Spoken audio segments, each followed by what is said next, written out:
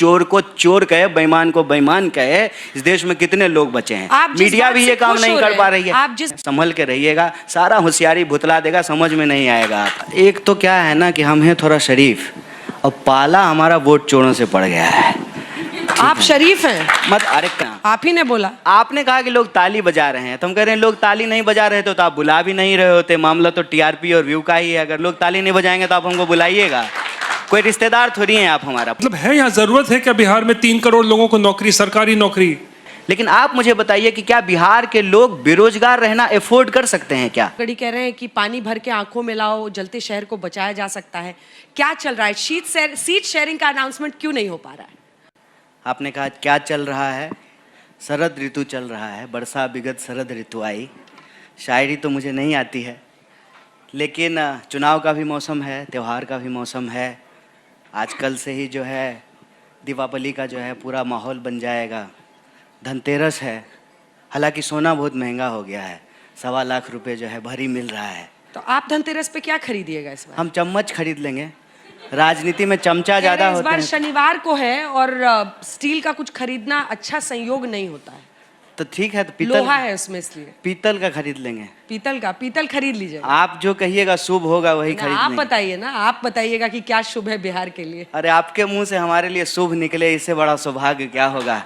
Media Congress के लिए शुभ बोले, कितनी अच्छी बात है।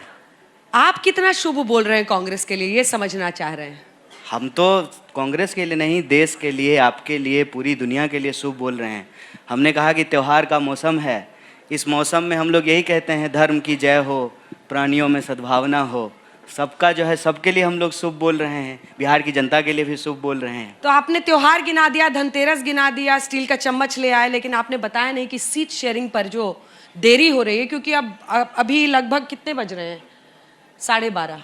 कल शाम 5 बजे तक का टाइम है नामांकन के लिए। अच्छा, ईमानदारी से एक बात बताइए, आप चैनल में बहुत दिन से हैं, सीनियर पत्रकार हैं, सब लोगों का अलग अलग काम होता है।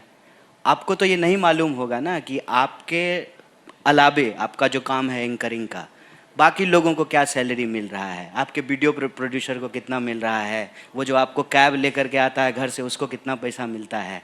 तो पार्टी में वैसे ही अलग अलग लोगों की अलग अलग जिम्मेवारी होती है। मेरा काम है आपसे बात करना, लोगों के बीच में जा कर के बात करना। सीट का बात करने की जिम्मेवारी किसी और लोगों की है। इतना दिन सब्र रखें, थोड़ा और रखिए, 2-4 घंटे की बाद है, सब अनाउंस हो जाएगा, सब उत्तम होगा, अच्छा होगा। सबसे बड़ा प्लान किस पर है जिस पर कन्हैया जी आपको लगता है कि बिहार के चुनाव में इस बार महागठबंधन को जीत मिल सकती है? कौन से वो मुद्दे हैं जिसका आपको लग रहा है, क्योंकि सामने 20 साल का नीतीश कुमार का कार्यकाल रहा है, उसमें 17 महीने तेजस्वी जी भी साथ में थे, लेकिन कौन से ऐसे बिंदु हैं जो आपको लगता है कि कमजोर कड़ी है उनका और जहां पर आप चोट कर सकते हैं? देखिए, उनकी क्या मजबूत कड़ी है, कमजोर कड़ी है, ये हमारे लिए मायने नहीं रखता है। अभी चुनाव के दौरान और चुनाव से पहले जब हम लोग बिहार के अलग अलग ज़िलों में जा रहे थे, पंचायतों गाँव में घूम रहे थे, तो हमने एक मसौदा तैयार किया है, 20 साल 20 सवाल। और यह जो 20 सवाल हैं बुनियादी तौर पर वो बिहार के लोगों के रोजी रोटी का सवाल, पढ़ाई लिखाई का सवाल, उनकी जो है स्वास्थ्य की व्यवस्था की स्थिति, अस्पतालों की हालत, सड़कें, भ्रष्टाचार और अपराध, ये प्रमुख बिंदु हैं। और इन सब के वजह से जो एक बड़ी समस्या उभर करके सामने आती है, ज़बरदस्ती धक्के मार करके यहाँ के लोगों को अपनी ज़रूरतों को पूरा करने के लिए दूसरे राज्यों में जाकर के काम करना, मतलब पलायन। आप सरकार के रहनुमाओं से पूछेंगे, यहाँ आएंगे आपके पास आपसे बात करने के लिए, अगर आप पूछेंगे तो बताएंगे आपको कि इसके लिए ना 90 के पहले की सरकार जिम्मेवार है। ये तो झूठ बात है ना। 20 साल से आप सरकार चला रहे हैं, आपकी सरकार में चूहा शराब पी रहा है, पुल की चोरी हो जा रही है, दिन दहाड़े गोलियां चलती है, कोई ऐसा हफ्ता नहीं जहां विद्यार्थियों के ऊपर लाठियां नहीं चलती है, कोई ऐसा पेपर नहीं है जो लीक नहीं होता है, और कोई ऐसा मंत्री नहीं है जो भ्रष्ट नहीं है, कोई ऐसा डिपार्टमेंट नहीं है जहाँ बिना घूस का कोई काम होता हो। ऐसी स्थिति बिहार की है। और आप जब सरकार के कामकाज को देखेंगे तो मेरा रिपोर्ट नहीं है, कांग्रेस पार्टी का रिपोर्ट नहीं है, ना आरजेडी का रिपोर्ट है, कैग का रिपोर्ट है कि 73,000 करोड़ रुपए का हिसाब नहीं है बिहार सरकार के पास।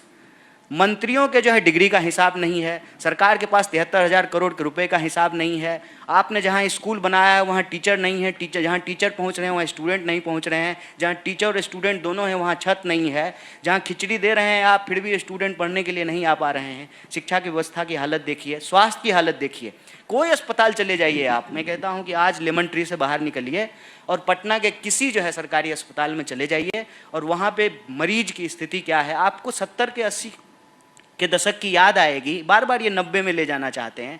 हाथ में जो है मरीज खुद से ही जो है पानी का बोतल पकड़ा हुआ है और उसका पानी चढ़ रहा है, उसका डिप लगा हुआ है। तो बिहार क्यों नहीं बदल रहा है? और कब तक जो है आप इतिहास के कचड़े पे जो है खड़ा होकर के आप वर्तमान को ढकने की कोशिश करेंगे? तो मैं समझता हूँ कि 20 साल में बिहार की जो स्थिति है उसके बारे में बात हो, उसकी चर्चा हो, क्यों पलायन हो रहा है, क्यों नौकरियां नहीं मिल रही है, पेपर लीक क्यों हो रहा है, भ्रष्टाचार क्यों हो रहा है, पुल क्यों चोरी हो रही है, चूहा शराब क्यों पी रहा है, क्यों जो है पेपर लीक हो रहा है, क्यों विद्यार्थियों के ऊपर जो है डंडे मारे जा रहे हैं। ये प्रमुख सवाल है। इन सवालों को लेकर के, चाहे वो पलायन का दर्द हो या नौकरी का दर्द हो, हम जनता के बीच में जा रहे हैं और हम उम्मीद करते हैं कि रोटी आप पकाए हैं कि नहीं पकाए? हम पकाए हैं, पकाए होंगे आप भी शायद। खूब पकाए हैं, अच्छा, रोटी पकाए क्यों हैं नहीं ना? पकाए? तो रोटी समय पे नहीं पलटिएगा ना तो जल जाती है। हाँ। तो समय समय पे रोटी को पलटना चाहिए। आपको बिहार की जनता जो है पलटू